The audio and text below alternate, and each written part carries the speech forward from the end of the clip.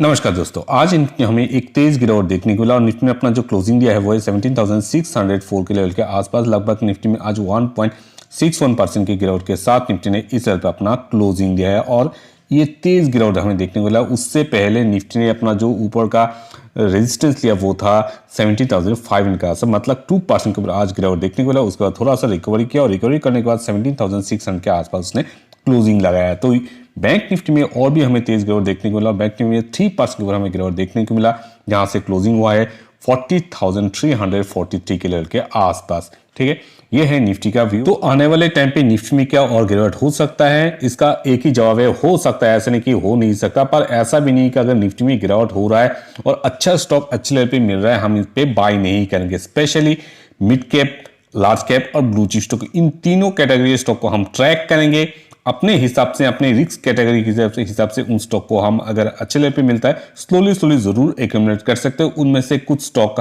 आज हमने लिया है, उनका एनालिसिस करेंगे, देखेंगे इन स्टॉक को हमें या अभी बाय करना चाहिए या थोड़ा इंतजार करने के बाद बाय करना चाहिए। चलते हैं उन स्टॉक के चार्ट पे। एशियन पेंट को कहां से बाय कर सकते हो, 1% के ऊपर आज इस स्टॉक में हमें गिरावट देखने को बोला। एक और चीज आपको फिर से दोहरा रहा हूं, कई बार कहता हूं, हर बार कहता हूं, किसी भी वीडियो, मैक्सिमम वीडियो में कहता हूं कि अगर आपको स्टॉक मार्केट में सक्सेस होना है तो फिर आपको इन्वेस्टमेंट करना पड़ेगा। और इन्वेस्टमेंट किस पे करना पड़ेगा, आपका जो टोटल कैपिटल है उसका 70%, टोटल कैपिटल का 70% लार्ज कैप और ब्लू चिप स्टॉक में ही डालना है। ये अगर डिसिप्लिन मान के अगर इन्वेस्टमेंट करते हैं तो फिर आपका जो पोर्टफोलियो हमेशा ग्रोथ पोर्टफोलियो दिखाएगा। कितना भी मार्केट में गिरावट हो, आपके पास कॉन्फिडेंस रहेगा कि हाँ, आपका एटलीस्ट 70% जो कैपिटल है वो सेफ स्टॉक में इन्वेस्टमेंट है, सेफ बिजनेस में इन्वेस्टमेंट है। बाकी 30% को भी आप थोड़ा डिवाइड करिए, किसी भी मिड कैप और स्मॉल कैप सिर्फ एक स्टॉक में मत लगाइए। उस 30% कैपिटल को भी अब 3-4 स्टॉक में अगर इन्वेस्टमेंट कर देते हैं तो वहां से भी आपका रिस्क थोड़ा सा मैनेजमेंट हो जाता है। इस तरह अगर रिस्क मैनेजमेंट करके आप इन्वेस्टमेंट करेंगे, आपका लॉन्ग टर्म पोर्टफोलियो बनाएंगे, तो फिर आपको कोई चिंता करने की जरूरत नहीं। लॉन्ग टर्म में ये जो स्टॉक, आप अगर अच्छे स्टॉक को अपने पोर्टफोलियो इंक्लूड करेंगे वो आपको बेनिफिट जरूर देके जाएगा। तो एशियन पेंट ऐसा ही एक ब्लू चिप स्टॉक है, अच्छा स्टॉक है, ग्रोथ स्टॉक है। इसको अगर अपने टॉप से अगर आपका 30%, 35% या फिर 40% करेक्शन में मिल जाता है, बाय करना बनता है। आज इस स्टॉक में 2% के हमें गिरावट देखने को मिला, 2700 पे क्लोजिंग हुआ है। थोड़ा नीचे आके देखते हैं, टोटल ट्रेड हम देख लेते हैं। टोटल ट्रेड इस स्टॉक में आज हमें देखने को मिला 18 लाख के ऊपर, जहां से 64% डिलीवरी हमें हो चुका है। तो क्या इसी प्राइस पे हमें बाय करना चाहिए नहीं, वो हम चार्ट पे देखते हैं। कोई भी इन्वेस्टर अगर लॉन्ग टर्म के लिए किसी भी अच्छे स्टॉक को बाय करना चाहते हैं, हमेशा मैंने लार्ज कैप स्टॉक के लिए बोला है कि अगर कोई भी लार्ज कैप अच्छा ग्रोथ स्टॉक या फिर ब्लू चिप स्टॉक अगर अपने टॉप से 30%, 35% के करेक्शन पे आपको मिल रहा है और वहां पे आपको सोचने की जरूरत नहीं, फर्स्ट लेवल के बाय आप कर सकते हैं, डिपेंड्स ऑन सिचुएशन। ठीक है, तो इस स्टॉक में भी ऐसा ही होने जा रहा है।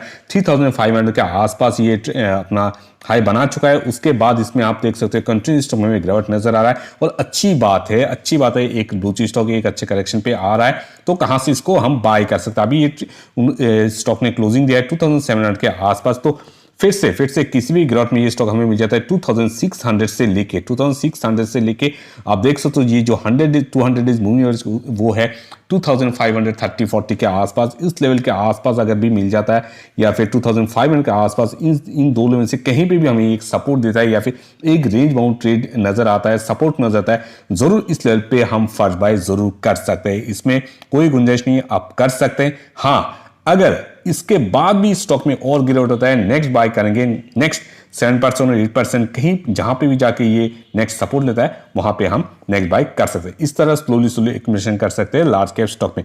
बेसिकली लार्ज कैप जो स्टॉक होते हैं वो 30% और 40% के आसपास करेक्शन पे ही अपना उसके बाद से बाउंस बैक कर लेता है। ठीक है, और बाकी अगर हम मिड कैप और स्मॉल कैप स्टॉक के बारे में देखते हैं तो मैक्सिमम मिड कैप और स्मॉल कैप स्टॉक 40 से लेके 45% करेक्शन पे आने के बाद एक सपोर्ट लेने की कोशिश करते हैं। उस लेवल पे अगर फर्स्ट लेवल की बाय करते हैं या फिर 50% करेक्शन पे अगर आ जाता है, वहां पे फर्स्ट लेवल की बाय करते हैं, तो हमें चिंता करने की जरूरत नहीं। मे भी वहां से 50% करेक्शन से और 10% या फिर 50% या फिर और 20% भी गिरावट हो सकता है, ऐसे नहीं कि हो नहीं सकता। इसलिए और 2-3 लेवल के लिए बाइंग का कैपेसिटी हमें रखना चाहिए उन स्टॉक के लिए। ऐसे अगर हम एक स्ट्रेटेजी बना के इन्वेस्टमेंट करेंगे, कभी भी हमें जब भी गिरावट होता है तो हमें ये डर नहीं रहेगा कि हाँ हमने कहाँ से इन्वेस्ट करें, कहाँ से, ये जो डर रहता है और नीचे ना चला जाए, ये जो डर है आपका हमेशा खत्म हो जाएगा।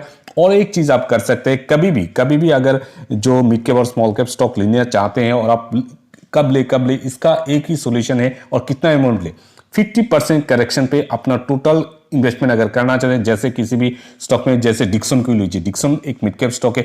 डिक्सन अगर अपने टॉप से 50% करेक्शन पे है, 55% करेक्शन है और वहां पे बाय करना चाहिए और आप ये सोच रहे कि और ना गिर जाए, मैं कैसे बाय करूं, तो फिर ये चीज सब कुछ आंख बंद करके आप अपना टोटल कैपिटल का 50% इन्वेस्टमेंट, अगर 50% या 55% एक ही झट में आ रहा है, वहां पे सपोर्ट ले रहा है, वहां से बाय कर सकते हैं। ऐसा नहीं कि बाय नहीं कर सकते, बाय कर सकते। उसके बाद भी गिरावट होता है, नेक्स्ट 50% और 10% और 5% की गिरावट के बाद हर एक सपोर्ट पे स्लोली इन्वेस्टमेंट करते जा सकता है। डिपेंड्स ऑन सिचुएशन के आपको उस स्टॉक पे कितना भरोसा है। ठीक है, तो चलते हमारे नेक्स्ट स्टॉक के पास। इजी माई ट्रिप पे आज 4% के ऊपर हमें गिरावट देखने को मिला और 49 के आसपास जो प्राइस है वहां पे क्लोजिंग हुआ है, जिनका जो लो बना है 48.40। थोड़ा नीचे आकर देखते हैं इसका, अगर टोटल ट्रेड देखते हैं तो 1 करोड़ के ऊपर हमें ट्रेड देखने को मिला, जहां से 50% डिलीवरी है। चार्ट पे देखते हैं तो इजी माई ट्रिप को कहां से बाय कर सकते हो, 1 वीक के कैंडल से पूरा चार्ट रिप्रेजेंट करूं। इसके अगर टॉप देखते हो तो 75 के आसपास है और अभी ये ट्रेड करा है 50 के लेवल के आसपास। इसके अगर स्ट्रॉन्ग सपोर्ट देखते हैं वो है 45 के आसपास। कई बार उसने सपोर्ट लिया और एक शॉर्ट रेंज में उसने ट्रेड किया है और छोटे जो शॉर्ट टर्म के लिए इन्वेस्टमेंट करते हैं उनके लिए काफ़ी फायदा देके गया है ये स्टॉक शॉर्ट रेंज पे जब ये ट्रेड कर रहा था। तो ऐसा नहीं कि हर एक बार इस लेवल पे ही सपोर्ट लेगा, मे बी इस सपोर्ट को अगर तोड़ता है तो नीचे भी आ सकता है। अभी की अगर सिचुएशन की बात करें, अपने टॉप से लगभग 30% करेक्शन पे ये ट्रेड कर रहा है। अगर और गिरावट होता है इस स्टॉक में तो कहां से हम किस लेवल से हम बाय कर सकते हैं। उससे पहले एक और चीज आपको समझाना चाहता हूं कि अगर आप 45 लेवल के आसपास आने के बाद अगर आप सोचते हो कि इस लेवल पे सारा पैसा इन्वेस्टमेंट कर देना है तो आप गलत हो। इस तरह अगर इन्वेस्टमेंट करेंगे आपका स्ट्रेटेजी गलत है।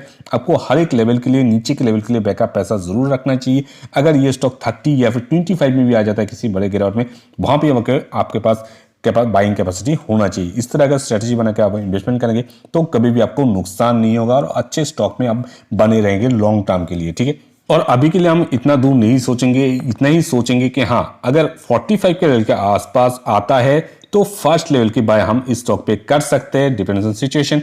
अगर कंटिन्यू गिरावट रहते हैं नीचे के लेवल हमें तैयार रहना पड़ सकता है, ऊपर के लेवल को स्किप करके नीचे के लेवल के लिए ज्यादा करेंगे। जहां से भी स्ट्रॉन्ग सपोर्ट लेके आप करते हैं वहां से बाइंग करेंगे। एक और चीज कभी कभी देखता हूं, जब भी कोई भी अच्छा स्टॉक अपने टॉप से 50%, 60% या फिर 70% करेक्शन कर लाता है, आप लोग छोड़ देते हो उस स्टॉक को।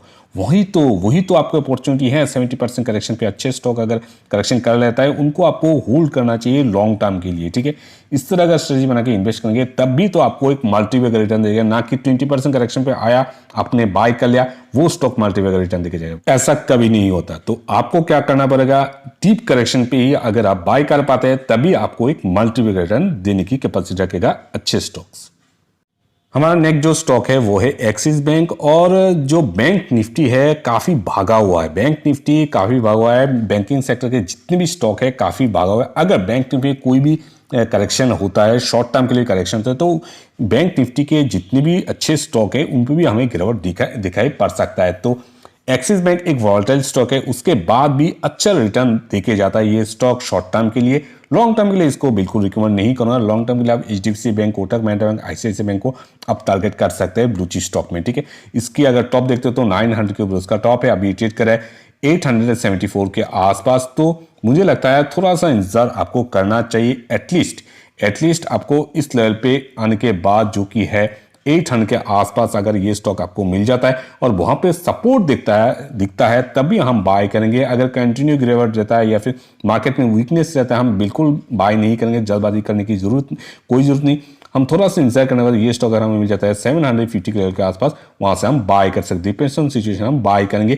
तब तक के लिए इसको हम ट्रैक करते रहेंगे, बाय बिल्कुल नहीं करेंगे और सिचुएशन समझ के और लेटेस्ट अपडेट जरूर मिल जाएगा जहां से आपको बाय करना है। ठीक है, चलता हमारे नेक्स्ट के पास। तो हमारा नेक्स्ट जो स्टॉक है एसबीआई और एसबीआई में भी आज हमें 30 गिरावट देखने को मिला और 1 वीक के कैंडल से पूरा चार्ट रिप्रेजेंट करो। अगर इसकी टॉप देखते हो तो 600 के ऊपर इसका टॉप है। अगर गिरावट में हम देखते हैं तो ये 540 के आसपास ये आ चुका है। 50 डेज मूविंग एवरेज के आसपास ये टच कर चुका है और कई बार इस लेवल पे उसने सपोर्ट भी लिया। हाँ, यहाँ से शॉर्ट टर्म के लिए सपोर्ट तो ले सकता है, पर हाँ बैंक निफ्टी अगर प्रेशर बनता है इस टर्म में जरूर बनेगा प्रेशर। अगर आता है तो 500 के लिए हम पहले ट्रैक करेंगे इसको, वहां पे आता है सपोर्ट लेता है तभी बाय करेंगे। कंटिन्यू अगर प्रेशर बनता है ऊपर के लेवल को स्किप करके नीचे के लेवल का इंतजार करेंगे जो कि हो सकता है 450। अभी के लिए इन दो लेवल को ट्रैक करेंगे। लेटेस्ट अपडेटेड वीडियो मिल जाएगा अगर और गिरावट होता है इस स्टॉक में, ठीक है। तब तक के लिए इस लेवल के लिए ट्रैक करते रहिए, देखते हैं इस लेवल पे ये सपोर्ट लेते हैं, सपोर्ट लेता है तभी बाय करेंगे वरना इंतजार करेंगे नीचे के लेवल के लिए। चलता हमारे नेक्स्ट के पास डिक्सन ने उसका क्वार्टर रिजल्ट, ठीक है, एज एक्सपेक्टेड क्वार्टर रिजल्ट हमें देखने को नहीं मिला और उसका जो रिजल्ट है आज देख सकते हैं 18% के ऊपर हमें गिरावट देखने को मिला। 2728 पे क्लोजिंग है और ऑलरेडी जब ये करेक्शन करा तभी मैंने बोला था कि स्टॉक मुझे वीक लग रहा है, तो उसी का आप देख सकते हो रिजल्ट भी आ चुका है। लो बना है 2630 और 31 और आज मैंने टेलीग्राम चैनल पे बोल भी दिया है कि इसको बाय करना चाहिए नहीं, और जो लोग ऑलरेडी लिस्टेड है टेलीग्राम चैनल पे ज्वाइंट है उनको ऑलरेडी ये मैसेज मिल चुका होगा, ठीक है। 50 हाई देखते हैं तो यहाँ पे देख सकते हो 4829 है, लो है 2631। तो और नीचे आके देखते हैं टोटल ट्रेड इस स्टॉक में आज हमें देखने को मिला 49 लाख के ऊपर, जहां से 36% का डिलीवरी है और ये एक मिड कैप स्टॉक है, अच्छा स्टॉक है। अगर ग्रोथ के लिए आपके पास कॉन्फिडेंस है, हाँ ये आपको ग्रोथ देके जा सकता है फ्यूचर में, तो एक अच्छा अपॉर्चुनिटी है इस स्टॉक को लॉन्ग टर्म के लिए बाय करने के लिए। चलते हमारे स्टॉक के चार्ट तो आ चुके हैं डिक्सन के चार्ट पे। 1 वीक के करने से पूरा चार्ट रिप्रेजेंट करूँ। इसके अगर टॉप देखते हैं तो इसका टॉप 6000 के ऊपर है, वहां से उसने जब लास्ट टाइम करेक्शन किया था तो 3300 के आसपास उसने सपोर्ट लिया, उसके बाद फिर से उसने 4000 के आसपास उसके ऊपर उसने हाई बनाया, फिर से स्टॉक में प्रेशर बनता हुआ दिखा और आज तो 18% के ओवर हमें गिरावट देखने को मिला, ऑलमोस्ट 20% इसने नीचे लो बनाया। 2729 पे क्लोजिंग हुआ है आज इस स्टॉक में। 200 डेज मूविंग एवरेज को ये क्रॉस कर चुका है। तो ऑलरेडी जब ये करेक्शन कर रहा था तब भी मैंने बोला था कि 3000 से लेके 2500 के आसपास ये सपोर्ट लेता है। अगर सपोर्ट ले लेता है 2500 का मस्ट बाई लेवल है, अगर इस लेवल पे ये सपोर्ट ले लेता है तो आज जिन्होंने बाय किया, ठीक है बाय किया तो ऐसा मत समझिए कि यही इसका आखिरी है। नीचे और भी करेक्शन कर, और भी 15% 10% या फिर 12% करेक्शन कर सकता है। अगर करता है नीचे के लेवल पे बाइंग कैपेसिटी जरूर आपके पास होना चाहिए, और जो इंतजार करना चाहते हैं इंतजार कर सकते हैं। किसी भी गिरावट में आपको फिर से मिल जाता है 2600 या फिर 2500 के आसपास, वहां पे सपोर्ट लेता हुआ दिखता है, वहां से फर्स्ट लेवल की बाय कर सकते हैं। और मुझे लगता है कुछ दिन तो ये थोड़ा सा वीक रह सकता है, डिपेंड्स ऑन सिचुएशन। देखते हैं मंडे क्या होता है और उसके बाद फिर से एक फ्रेश वीडियो आ जाएगा जहां से आपको मैं बोल दूंगा कि कहां से इसको फर्स्ट बाय करना है। तब तक के लिए इसको इस लेवल के लिए आप ट्रैक कर सकते हैं, सपोर्ट लेता है आप खुद ही बाय कर सकते हैं अगर आप इंटरेस्टेड हो इसको लॉन्ग टर्म के लिए बेनिफिट के लिए लेने के लिए, ठीक है। और ऐसा मत कि यही उसका लास्ट है, और भी गिरावट हो सकता है, इसके लिए आपको बस बैकअप पैसा जरूर होना चाहिए। हमेशा बैकअप पैसा रहिए क्योंकि निफ्टी अभी भी अच्छे खासे ऊपर है। अगर और गिरावट होता है निफ्टी में एक से बढ़ के एक स्टॉक आपके पास नीचे के लेवल पे बाइंग करने के लिए मिल जाएगा। तो बैकअप पैसा रखिए, हाथ में पैसा रखिए और अपॉर्चुनिटी का इंतजार कीजिए। इस तरह की वीडियो बनाने के लिए चैनल को जरूर सब्सक्राइब कीजिए और अपने दोस्तों के साथ शेयर कीजिए।